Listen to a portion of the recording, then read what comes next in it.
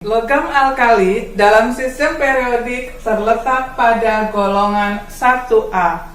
Unsur-unsur yang tergolong logam alkali adalah Li itu litium, Na natrium, K kalium, Rb itu rubidium, Cs itu cesium, lalu Fr itu francium.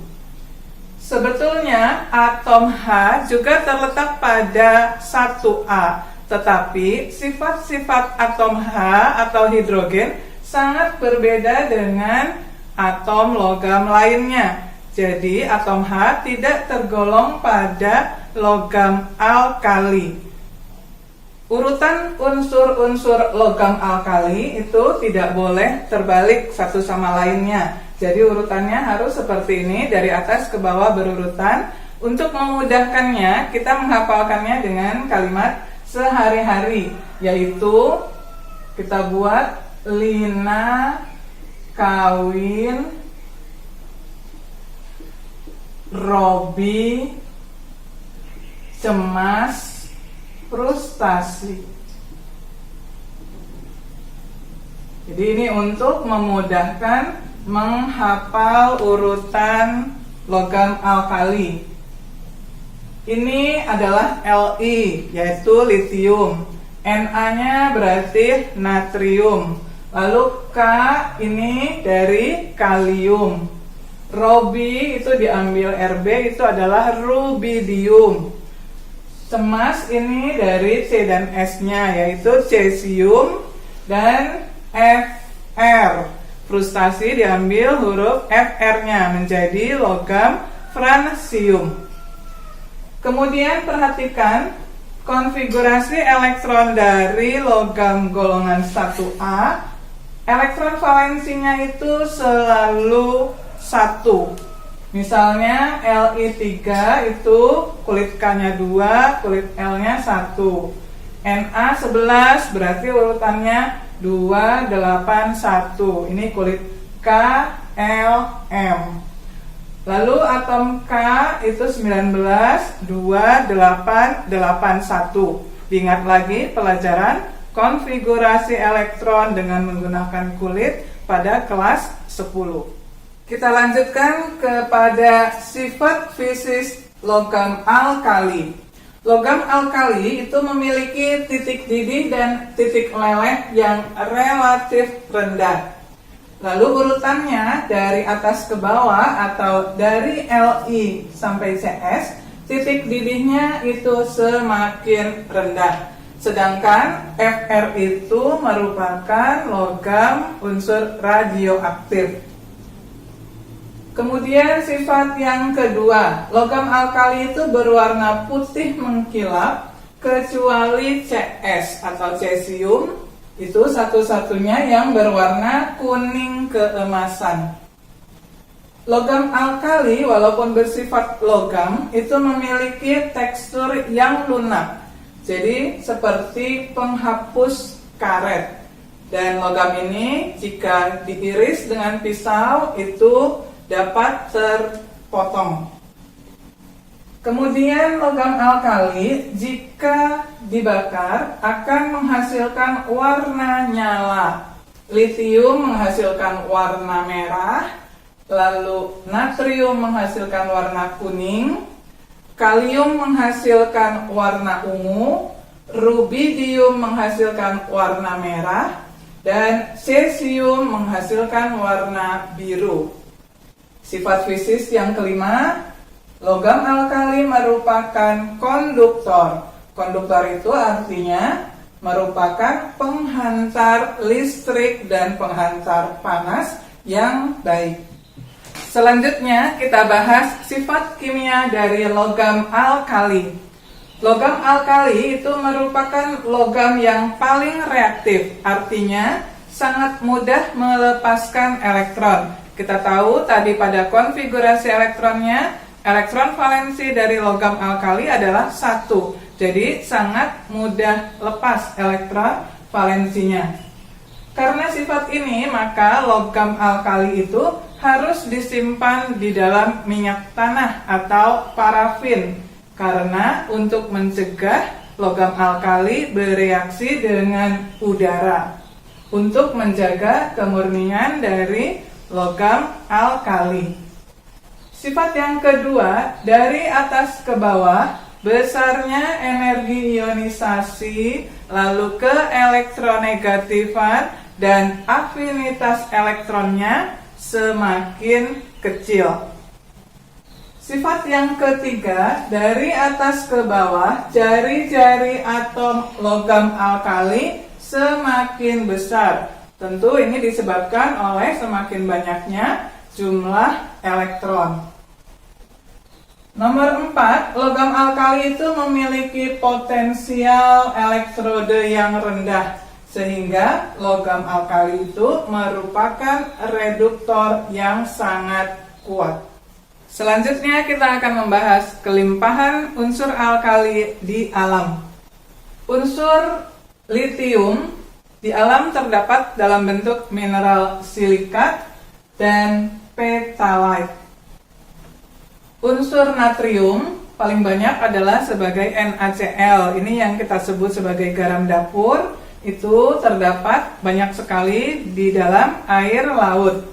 Kemudian sebagai boraks dan garam salpeter. Unsur kalium mineralnya adalah silfit, lalu silvinit yang merupakan campuran dari kalium klorida dan natrium klorida, juga karnalit, campuran dari kalium klorida dan magnesium klorida. Ini berbentuk air kristal karena mengandung air. Unsur rubidium terdapat dalam mineral lepidolit. Unsur cesium terdapat dalam mineral polusit.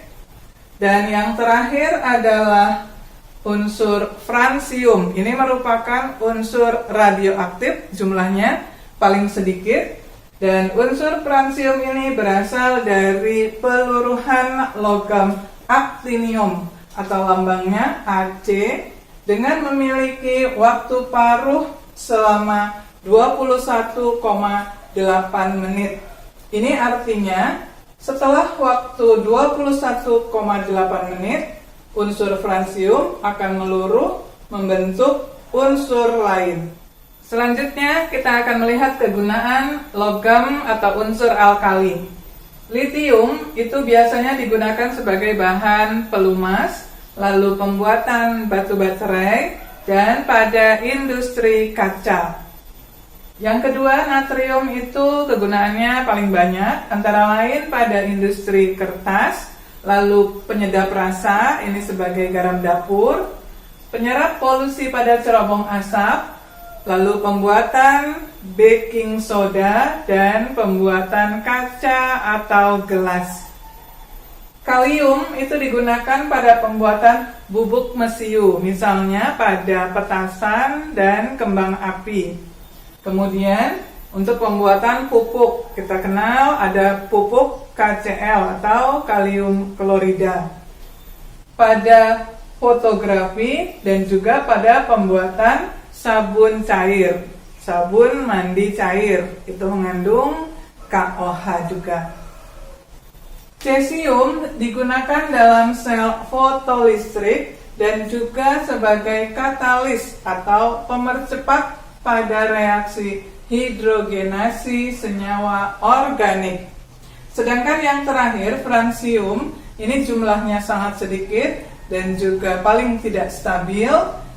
Secara komersil jarang digunakan, tetapi hanya digunakan untuk penelitian saja, yaitu di bidang biologi dan struktur atom. Selanjutnya kita akan membahas contoh soal tentang logam alkali.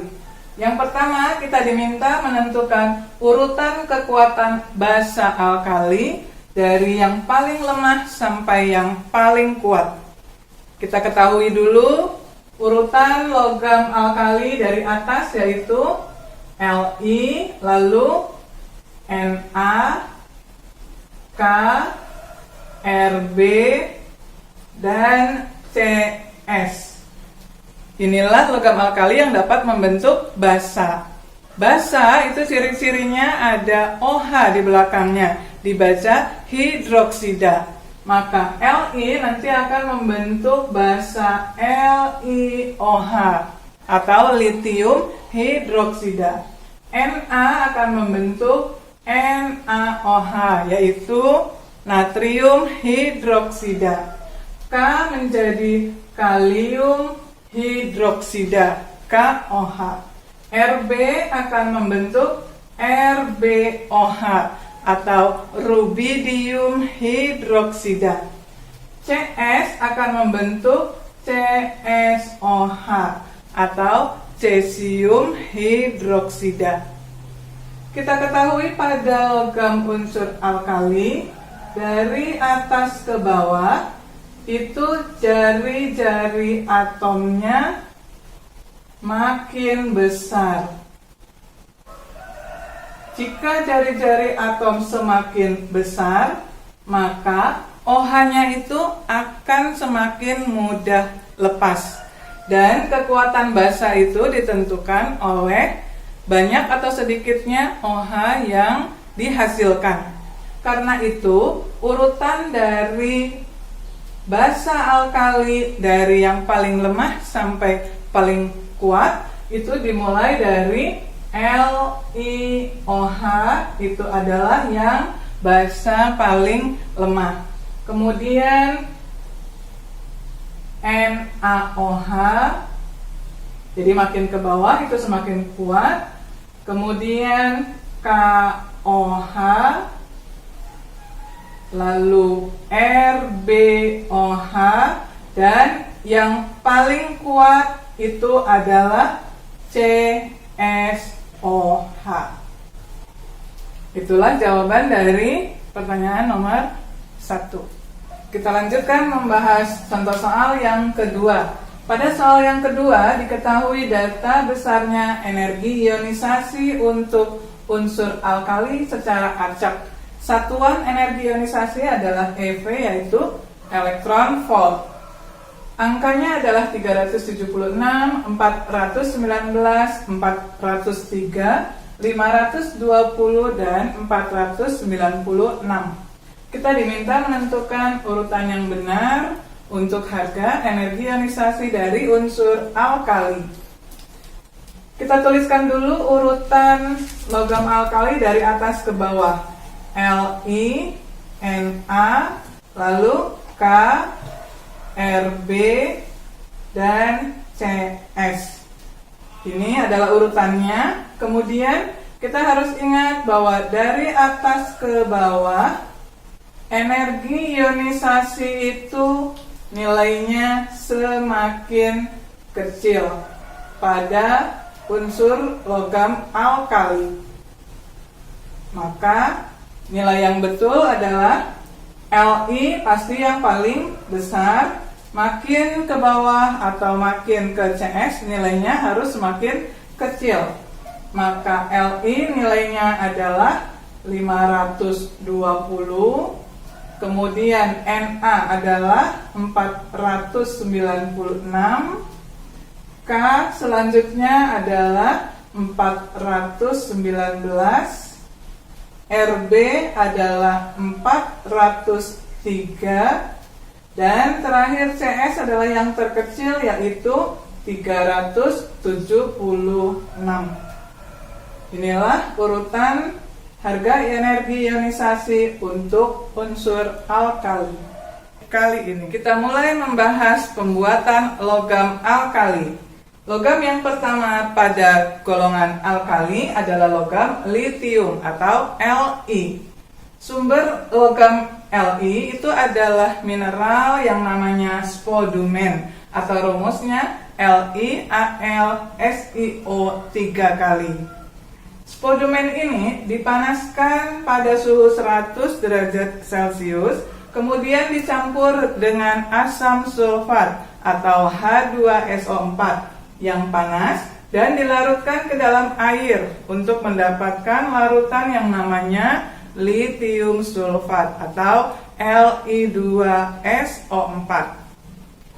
Selanjutnya, litium sulfat ini direaksikan dengan Na2CO3 atau natrium karbonat, menghasilkan litium karbonat atau Li2CO3 dan natrium sulfat atau Na2SO4.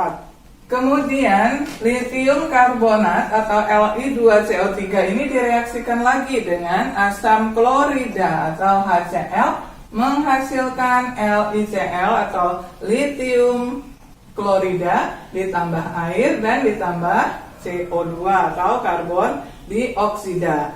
Langkah terakhir, lelehan dari LiCl ini dielektrolisis. Kita ingat lagi reaksinya pada katode. Jika lelehan maka logamnya Li plus lelehan akan berubah menjadi Li yang padatan. Jadi didapatkan logam Li. Sedangkan pada anoda terjadi reaksi yang Cl-nya akan membentuk gas klorin.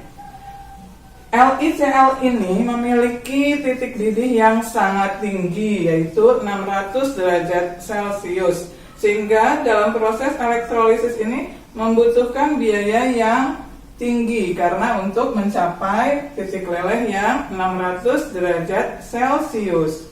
Karena itu pada proses elektrolisisnya LiCl itu ditambahkan dengan KCl atau kalium klorida yang tujuannya adalah menurunkan titik lelehnya menjadi 430 derajat Celcius. Dengan demikian, titik lelehnya mudah dicapai dan juga dapat menghemat biaya produksi. Logam alkali yang kedua adalah logam natrium atau Na. Logam natrium itu diperoleh dengan menggunakan cell down, yaitu reaksi yang terjadi adalah elektrolisis lelehan NaCl atau natrium klorida yang dicampurkan dengan kalsium klorida. Tujuan pencampuran dari NaCl dengan CaCl2 itu adalah untuk menurunkan titik lelehnya. Awalnya 800 derajat Celcius, jika dicampur akan turun menjadi 580 derajat Celcius, sehingga proses elektrolisis lebih cepat terjadi dan bisa menghemat biaya produksi. Reaksi yang terjadi adalah sebagai berikut. Lelehan NaCl akan terurai menjadi Na+ ditambah Cl-.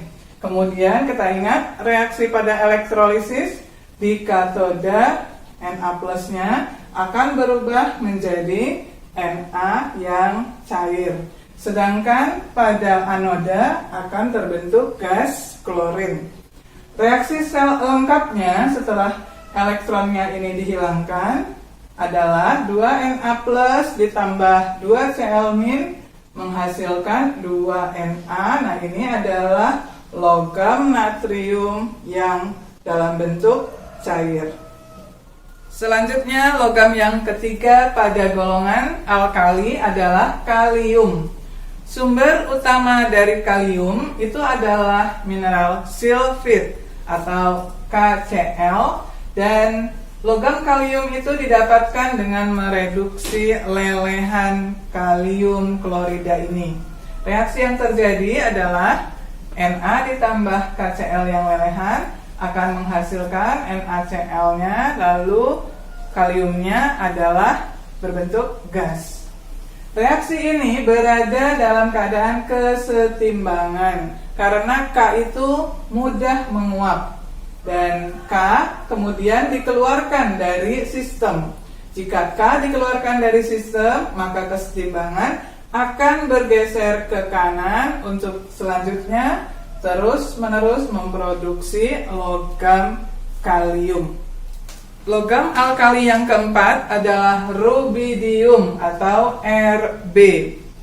Metode pembuatan Rb itu tidak sama dengan pembuatan logam alkali lainnya, karena cairan RbCl itu dapat mudah larut ke dalam garam cairnya.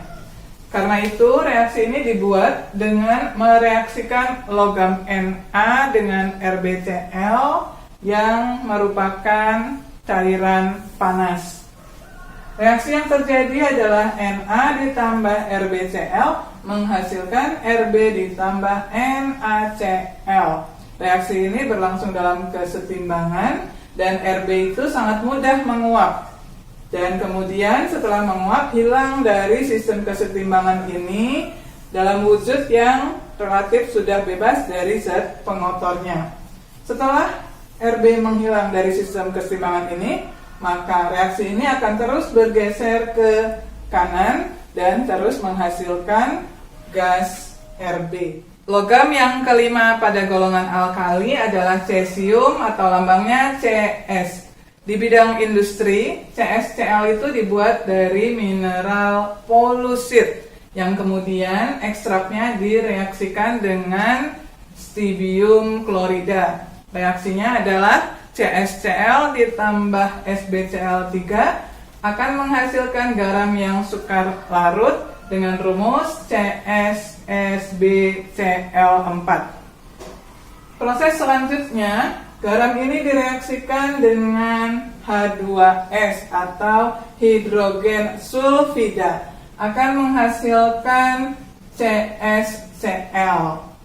Dan selanjutnya CsCl ini akan direaksikan lagi dengan logam Na untuk mendapatkan logam Cs yang berbentuk cair. Kita lanjutkan membahas reaksi-reaksi yang terjadi pada logam alkali. Reaksi yang pertama adalah reaksi dengan gas hidrogen atau H2. Jika dipanaskan, maka logam alkali itu dapat bereaksi dengan H2 membentuk senyawa alkali hidrida. Reaksi umumnya adalah sebagai berikut. 2L, L itu adalah logam alkali, bereaksi dengan gas hidrogen membentuk alkali hidrida atau rumusnya adalah LH, di mana L tadi adalah logam alkali. Contoh reaksinya, logam alkalinya misalnya di sini adalah Na. Na bereaksi dengan H2 menghasilkan 2 molekul NaH atau natrium hidrida. Contoh lain adalah logam Li. Li bereaksi dengan gas hidrogen menghasilkan 2 molekul LiH, diberi nama litium hidrida. Reaksi yang kedua adalah reaksi logam alkali dengan gas oksigen. Logam alkali itu dapat bereaksi dengan gas oksigen dalam jumlah terbatas membentuk oksida, senyawa oksida. Rumus umumnya adalah 4L ditambah gas oksigen akan menghasilkan senyawa L2O. Ini adalah senyawa oksida. Contohnya logam alkali Na.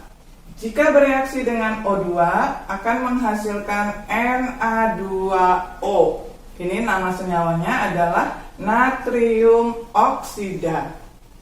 Sedangkan jika jumlah oksigennya berlebih, artinya terus-menerus ditambahkan gas oksigen, natrium itu dapat membentuk senyawa peroksida. Sedangkan untuk kalium, rubidium, dan cesium akan membentuk senyawa yang namanya superoksida. Contohnya di sini adalah natrium. Jika direaksikan dengan oksigennya berlebih, akan dihasilkan senyawa Na2O2 diberi nama natrium peroksida. Sedangkan kalium jika direaksikan dengan oksigen yang berlebih akan menghasilkan 2 molekul KO2 atau diberi nama kalium superoksida.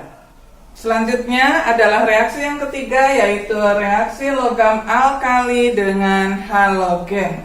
Logam alkali dapat bereaksi dengan halogen atau unsur golongan 7A yang terdiri dari FCl, Bri, fluor, lalu klor, lalu Br itu brom dan iod. Akan membentuk senyawa yang namanya garam halida. Reaksi umumnya adalah sebagai berikut. 2L ditambah X2 menghasilkan LX lambangnya, di mana L itu adalah logam alkali, X2 adalah halogen, selalu ada angka 2-nya karena unsur diatomik, lalu LX ini adalah garam halida. Contohnya adalah natrium bereaksi dengan Cl2 akan membentuk NaCl. Nama senyawanya menjadi natrium klorida. Kalium bereaksi dengan gas brom menghasilkan KBr atau kalium bromida. Selanjutnya reaksi yang keempat adalah reaksi logam alkali dengan air. Logam alkali dapat bereaksi dengan air itu akan membentuk basa dan gas hidrogen atau H2. Logam Li itu akan bereaksi agak pelan dengan air atau agak lambat. Logam natrium itu jika bereaksi dengan air akan bereaksi secara hebat disertai dengan percikan api dan sangat berbahaya. Terlebih lagi unsur kalium, rubidium, dan cesium jika dimasukkan ke dalam air maka akan meledak. Reaksi umumnya adalah 2L ditambah 2H2O menghasilkan 2LOH ditambah gas hidrogen. L itu adalah logam alkali, H2O tadi adalah air. Contoh reaksinya misalnya logam natrium direaksikan dengan H2O atau air akan menghasilkan basa. Ingat lagi ciri-ciri basa adalah OH. NaOH ditambah H2. Ini senyawanya menjadi namanya natrium hidroksida. Contoh yang kedua, kalium. Logam kalium jika bereaksi dengan air akan menghasilkan basa KOH. Namanya adalah kalium hidroksida dan disertai dengan H2 atau gas hidrogen. Logam alkali tanah adalah logam yang terletak di golongan 2A pada sistem periodik. Alkali itu artinya adalah dapat membentuk basa karena logam ini dapat membentuk senyawa basa. Logam ini umumnya ditemukan dalam bentuk senyawa yang sukar larut dan berada di dalam bebatuan di dalam tanah. Makanya disebut logam alkali tanah. Logam ini berwarna putih, lalu berkilau, dan bersifat reaktif pada suhu dan tekanan standar. Itu maksudnya pada suhu 25 derajat Celcius dan tekanan standar yaitu 1 atmosfer. Logam ini juga banyak ditemukan di laut dan dalam bentuk batuan mineral, dalam senyawa karbonat atau CO3, silikat itu SiO3 atau sulfat SO4. Logam alkali tanah terdiri dari logam berikut yaitu Be berilium, Mg magnesium, Ca kalsium, Sr itu strontium, Ba barium, dan Ra yaitu radium. Nomor atomnya juga mudah dihafalkan, yaitu dari nomor atom gas mulia ditambah 2. 4 ini dari helium ditambah 2. 2 tambah 2, 4. Yang 12 ini dari Ne. Ne itu 10 ditambah 2 jadi 12. Lalu 20, 38, 56, dan 88. Itulah anggota dari logam alkali tanah. Sekarang kita perhatikan konfigurasi elektron masing-masing logam. Ini berdasarkan kulit-kulit atom yaitu KLMNOPQ. Diingat lagi kulit atom ada 7. Be memiliki nomor atom 4, elektronnya terurai pada kulit K2, L2. Lalu Mg 12, K-nya 2, L-nya 8, M-nya 2. Dan seterusnya yang perlu diperhatikan adalah angka terakhirnya semua adalah 2. Makanya golongannya adalah golongan 2. Dilihat dari elektron valensinya berjumlah 2. Kemudian untuk memudahkan menghafalkan unsur-unsur golongan 2A ini, tidak boleh terbalik urutannya, maka kita buat kalimat untuk memudahkan menghafalnya. Kita buat kalimat dalam kehidupan sehari-hari. Ini beli mangga, lalu cari sirsak, bawa rambutan. Jadi untuk menghafalkan, karena urutannya tidak boleh tertukar. Beli ini diambil BE-nya, berilium. Mangga berarti M sama G-nya, yaitu magnesium. Ca ini langsung diambil, kalsium. Ini Sr untuk unsur strontium. Ba ini untuk barium. Dan terakhir Ra untuk radium. Jadi ini kalimat untuk memudahkan menghafal unsur-unsur alkali tanah. Kemudian unsur alkali tanah ini sama-sama sifatnya untuk mencapai kestabilan itu dengan cara melepas 2 elektron yang terluar. Kita ingat lagi, unsur stabil elektron valensinya harus berjumlah 8. Jika angka 2-nya ini dilepas, maka terakhirnya 8, kecuali Be terakhirnya 2. Ini mengikuti helium yang sesuai dengan teori duplet. Sedangkan yang lain, jika angka 2 ini hilang atau elektron valensinya lepas, angka terakhirnya selalu 8. Dan yang ini semuanya disebut oktet, yaitu kestabilan unsur dicapai jika elektron valensinya berjumlah 8. Karena melepas 2 elektron, maka logam alkali itu berubah menjadi L2+. 2+ artinya melepas 2 elektron. Kita lanjutkan pada sifat-sifat logam alkali tanah. Sifat yang pertama, logam ini relatif lunak, tetapi masih lebih keras dibandingkan dengan logam alkali atau golongan 1A. Yang kedua, logam ini dapat menghantarkan panas dengan baik, kecuali berilium yang tidak dapat menghantarkan panas. Lalu yang ketiga, dapat bereaksi dengan air membentuk basa kuat, kecuali berilium. Itu basanya adalah bersifat lemah. Yang keempat, memiliki titik didih dan titik leleh yang relatif rendah. Sifat yang kelima, radium itu merupakan satu-satunya unsur alkali tanah yang bisa bersifat radioaktif. Lalu sifat yang keenam, unsur alkali tanah bereaksi dengan unsur non-logam itu cenderung membentuk senyawa ion, kecuali Be. Be itu dengan unsur non-logam cenderung membentuk senyawa kovalen.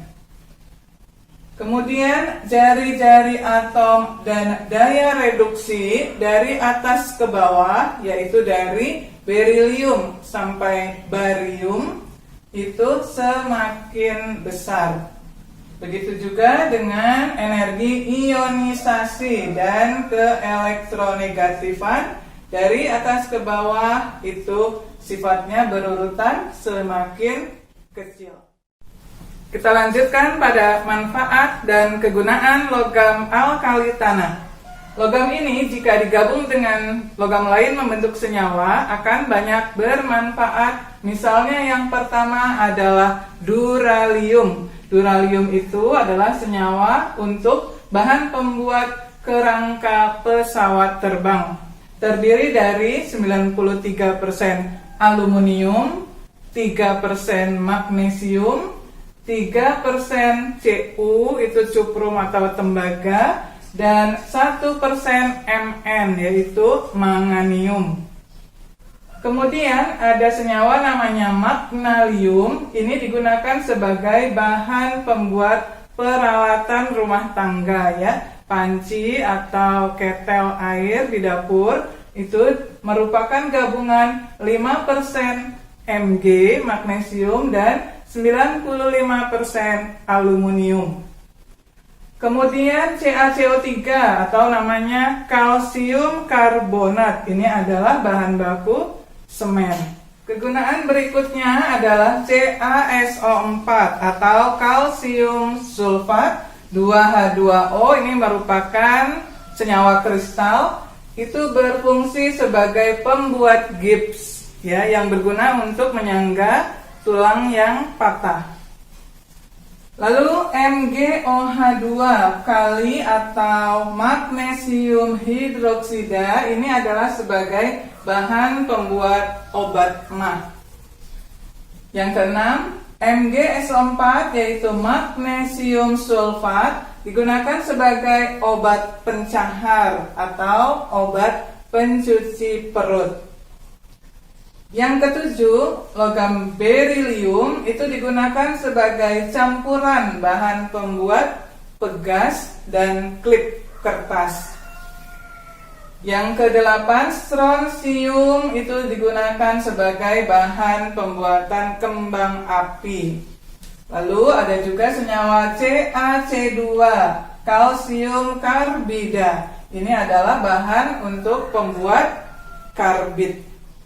Senyawa yang dibentuk oleh logam alkali tanah dalam kehidupan sehari-hari bisa kita temui pada air sada. Sekarang kita bahas pengertian air sada.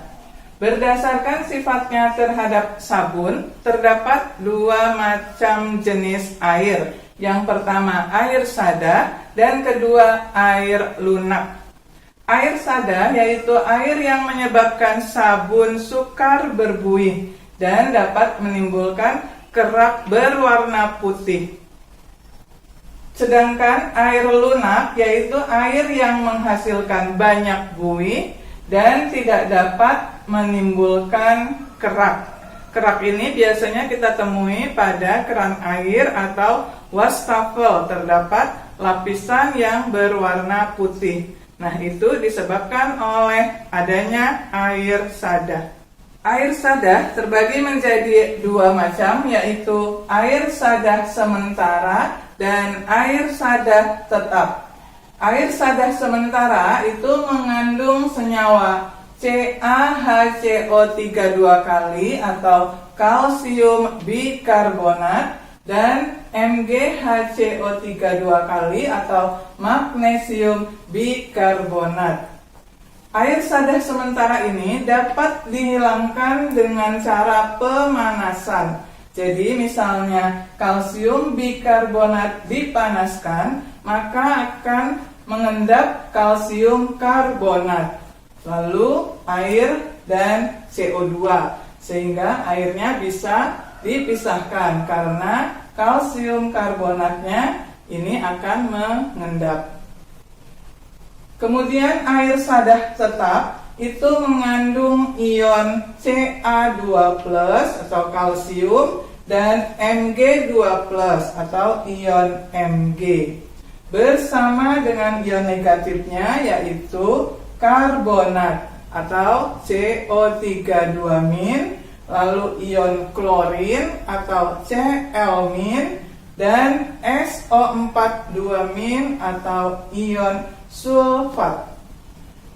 Air sada tetap ini dapat dihilangkan dengan cara menambahkan natrium karbonat atau Na2CO3.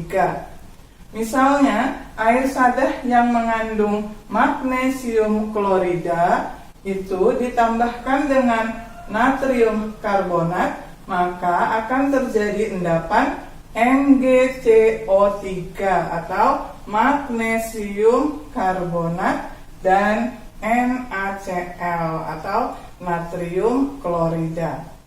Jadi ini dua macam jenis air sada.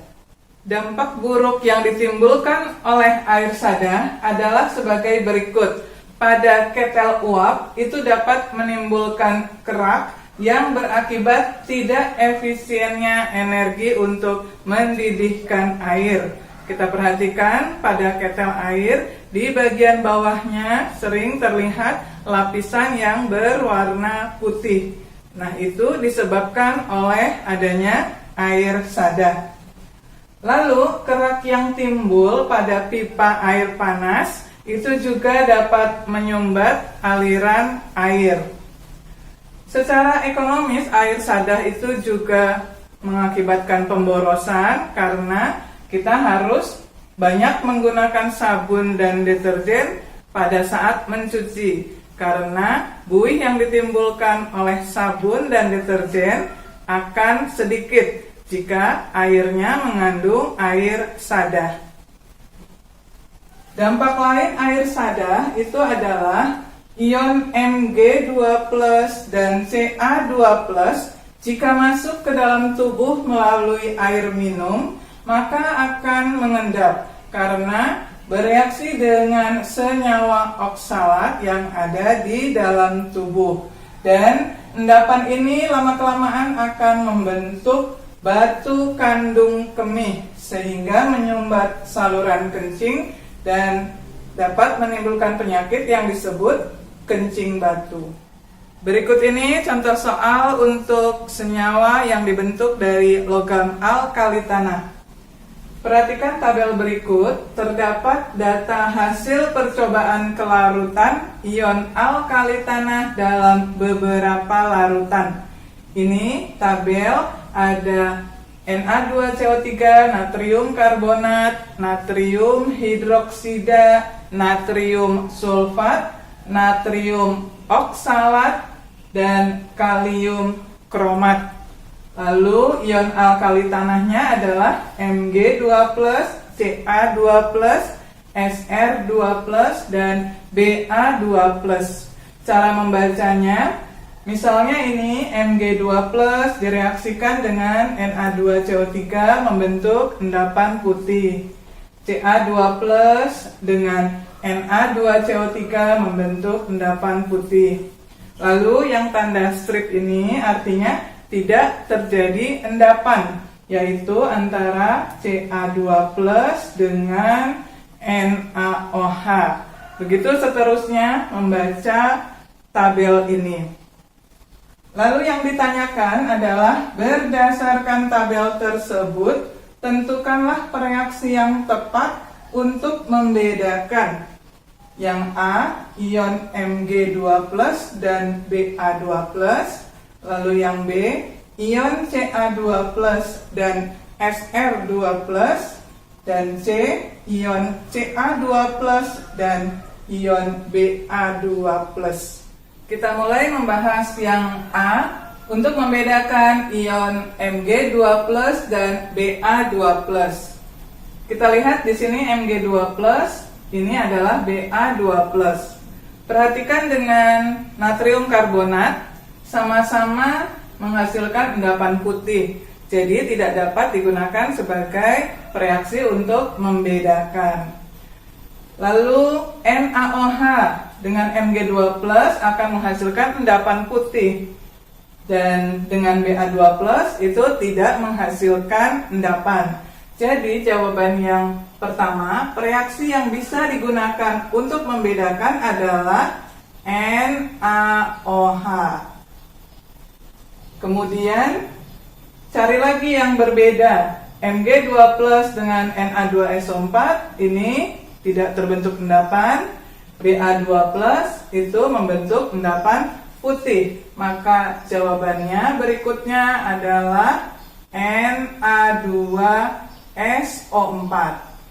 Itu dapat membedakan Mg dan Ba. Dicari lagi, ini natrium oksalat, endapan putih, Ba2+, endapan putih. Berarti tidak dapat membedakan. Satu lagi yang dapat membedakan adalah kalium kromat.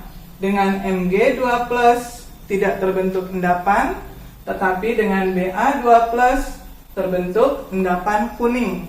Jadi ini bisa digunakan sebagai pereaksi untuk membedakan, yaitu kalium kromat, K2CrO4. Itu jawaban yang A. Kita lanjutkan ke soal yang B. Untuk membedakan ion Ca2+ dan Sr2+. Ini Ca2+, Sr2+, dicari yang hasilnya berbeda. Dengan Na2CO3 ini sama-sama endapan putih, jadi tidak dapat digunakan untuk membedakan.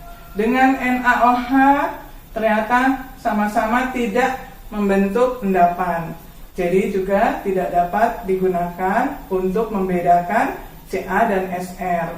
Yang dapat digunakan yang seperti ini, Na2SO4 dengan Ca2+, itu tidak membentuk endapan, tetapi Sr2+ akan membentuk endapan putih. Maka jawabannya yang B adalah Na2SO4. Kemudian dilihat lagi, adakah yang ini Na2 oksalat itu sama-sama menghasilkan endapan putih, jadi tidak dapat membedakan. Yang satu lagi yang dapat membedakan antara ion Ca dan Sr adalah kalium kromat. Dengan Ca tidak membentuk endapan, tetapi dengan Sr itu membentuk sedikit endapan. Jadi jawabannya adalah K2CrO4 atau kalium kromat. Selanjutnya untuk soal yang C, untuk membedakan Ca2+ dan Ba2+. Kita lihat di tabel, ini Ca2+, ini Ba2+, dengan natrium karbonat sama-sama endapan putih, tidak dapat digunakan. Dengan NaOH ini sama-sama tidak membentuk endapan, juga reaksinya tidak dapat digunakan untuk membedakan. Yang bisa adalah dengan natrium sulfat.